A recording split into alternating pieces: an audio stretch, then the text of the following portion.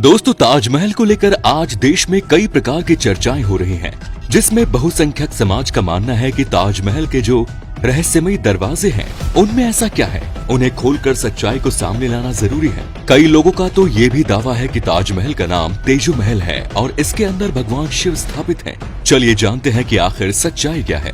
क्या आपको पता है, विश्व के 7 आश्चर्यों में से एक ताजमहल अपने अंदर बहुत सारे रहस्यों को छिपाए हुए है और उन रहस्यों से आज तक पर्दा नहीं उठाया गया है। आगरा में आने वाले पर्यटक इस ताजमहल को उतना ही देख पाते हैं जितना कि इस ताजमहल को देखने के लिए उन्हें अनुमति प्रदान की गई है, जबकि ताजमहल के बंद तहखानों में रहस्यों का वो इतिहास है जिसे आज तक कोई नहीं जान पाया है।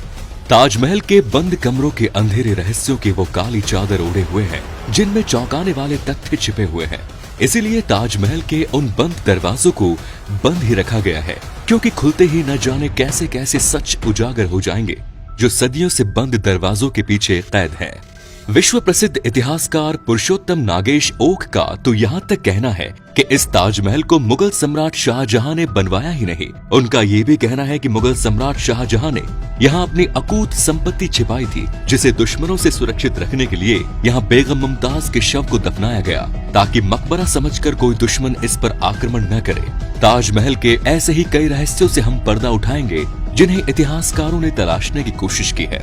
इतिहासकार पुरुषोत्तम नागेश ओक का कहना है कि यह ताजमहल मुगल सम्राटों के भारत आने की पूर्व एक प्राचीन शिव मंदिर हुआ करता था, जिसका नाम तेजो महालय था। प्रसिद्ध इतिहासकार पुरुषोत्तम नागेश ओक ताजमहल के चौंकाने वाले तथ्य पर कई पुस्तकें लिख चुके हैं, जिसमें द ताजमहल इज तेजो Mahalaya, Taj Mahal the true story आदि वे खोजी पुस्तकें हैं जिसमें ताजमहल के आश्चर्यजनक रहस्यों को उजागर किया गया है। इतिहासकार ओक ने अपनी पुस्तिका में लिखा है कि प्राचीन इमारत ताजमहल में ऐसे अनेक प्रमाण मिले हैं जो ताजमहल को तेजो महालय शिव मंदिर होने की पुष्टि करते हैं। प्रसिद्ध इतिहासकार पुरुषोत्तम नागेश ओक के अनुसार प्राचीन काल में ताजमहल जहां स्थित है वहां वास्तव में एक शिव मंदिर हुआ करता था, जिसे आगरा के राजपूत राजाओं ने बनवाया। लेकिन जब विदेशी लुटेरे मुगलों ने भारत पर आधिपत्य जमाया तो आगरा में भी वीर राजपूतों और क्रूर शाहजहां के मध्य घमासान युद्ध हुआ।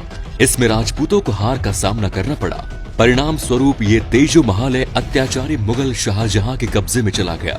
मुगल शासक शाहजहां ने इस शिव मंदिर को तोड़ फोड़ कर इसका रूप बदलकर ताजमहल बना डाला। इतिहासकारों का कहना है कि ऐसी संभावना है कि ताजमहल के बंद दरवाजों के अंदर अकूत धन संपत्ति, सोने चांदी और हीरे जवाहरात आदि रखे हुए हैं। यदि ताजमहल के बंद दरवाजों के अंदर ये दस्तावेज किसी के हाथ पड़ जाए तो पूरा इतिहास ही पलट सकता है और उस सच का पता लग सकता है जिसे आज तक छिपाया गया है। अनेक पुरातत्व विशेषज्ञों ने वैज्ञानिक यंत्रों के द्वारा इस बात का पता लगा लिया है कि ताजमहल के बंद तहखानों में धातुओं की वस्तुएं हैं। निश्चित रूप से किसी राजा द्वारा रखी गई ये धातुएं सोना चांदी या कोई बहुमूल्य वस्तु हो सकती है।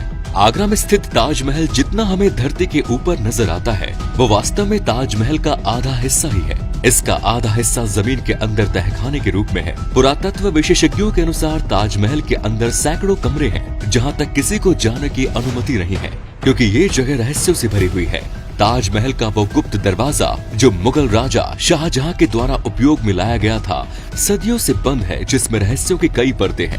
ताजमहल के वे दरवाजे जिनसे गुपचुप लोगों का आवागमन होता था, वो आज पूरी तरह बंद है। ताजमहल के उस दरवाजे का रहस्य अभी भी रहस्य ही बना हुआ है, जहां से शाहजहां के शव को दफनाने के लिए लाया गया था। दरअसल 8 फीट का वो दरवाजा मिट्टी से बंद कर दिए जाने के कारण 2 फीट का नजर आता है। ताजमहल को अधिकतर इसलिए जाना जाता है कि वहां मुगल शासक शाहजहां और उसकी बेगम मुमताज का पार्थिव शरीर दफनाया गया है, जबकि इतिहासकारों का ऐसा कहना है कि इसमें शाहजहां और मुमताज के कई रिश्तेदारों आदि को भी इस ताजमहल में दफनाया गया है, जिनका राज पूरी तरह खुल नहीं पाया है। कुछ इतिहासकारों का कहना है कि ताजमहल के निकट बहने वाली यमुना नदी का ताजमहल से कुछ रहस्यमय संबंध है।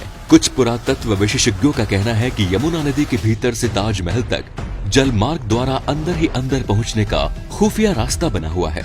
उनका कहना है कि ये वो गुप्त रास्ता था जिससे दुश्मनों के आक्रमण के समय सुरक्षित निकला जा सकता था। ताजमहल को इस तरह से निर्मित किया गया है कि वो चंद्रमा की किरणों से पूरी तरह जगमगाता रहता है। प्राचीन भारतीय वास्तुकारों ने इस विशुद्ध भारतीय संरचना को बनाते समय ऐसी व्यवस्था की है कि चंद्रमा की प्राकृतिक किरणें ताजमहल के कोने कोने में छिटती रहती है, चंद्रमा के प्रकाश में नहाया हुआ ताजमहल देखने में ऐसा लगता है कि कदाचित चंद्रमा आकाश में ताजमहल को प्रकाशित करने के लिए ही उदित हुआ हो।